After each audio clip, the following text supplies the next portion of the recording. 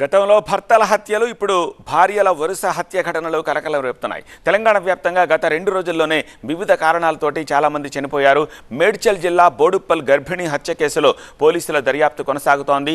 స్వాతిని హత్య చేసిన మహేందర్ తల కాళ్ళు చేతులను మూసీలో పడేసినట్టు పోలీసులకు చెప్పాడు. దీంతో మూసీలో 10 కిలోమీటర్ల మేర వెతికినప్పటికీ మృతురాలి శరీర భాగాలు లభించలేదు.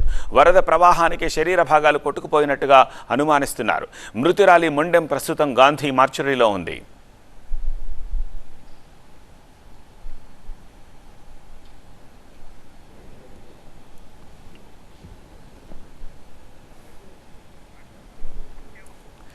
ఇక రెండవ ఘటన వరంగల్ జిల్లా హంటర్ రోడ్డులో గౌతమి అనే వివాహిత అనుమానాస్పదంగా మృతి చెందింది.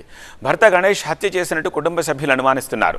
4 నెలల క్రితం గౌతమి గణేష్ల వివాహం జరిగింది. వివాహేతర సంబంధానికి అడ్డుపడుతుందన్న కారణంతో భార్యను హత్య చేసి పారిపోయాడని మృతురాలి తల్లిదండ్రులు ఆరోపిస్తున్నారు.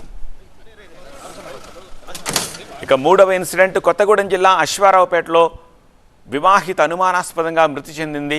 లక్ష్మీ ప్రసన్న ఇంట్లో మెట్లపై నుంచి కింద పడ్డంతో గాయాలయ్యాయని ఆసుపత్రిలో చేర్పించామని అత్తమామలకు అల్లుడు నరేష్ ఫోన్ చేసి చెప్పాడు.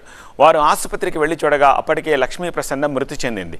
శరీరం అంతా గాయాలు, మానిన గాయాలు గుర్తులు ఉండడంతో చూసి తలడిల్లిపోయారు. తమ కూతురు మృతిపై అనుమానాలున్నాయని ప్రసన్న తల్లిదండ్రులు అశ్వారావుపేట పోలీసులకు ఫిర్యాదు చేశారు. ప్రసన్న భర్త సహా 4గురిపై కేసు నమోదు చేసి దర్యాప్తు చేపట్టారు. నాగర్ కర్నూలు జిల్లా నల్లమల అడవుల్లో దారుణం జరిగింది. భార్య శ్రావణిని భర్త శ్రీశైలం చంపేశాడు. కొంతకాలంగా దంపతుల మధ్య విభేదాలున్నట్టు తెలుస్తోంది. భార్య శ్రావణిపై అనుమానం పెంచుకున్న శ్రీశైలం సోమశిల వెళదామని చెప్పి తీసుకెళ్లాడు. వెళ్లే మార్గంలో శ్రావణి గొంతు కోసి చంపేశాడు భర్త. మృతదేహాన్ని పెట్రోల్ పోసి తగులబెట్టాడు.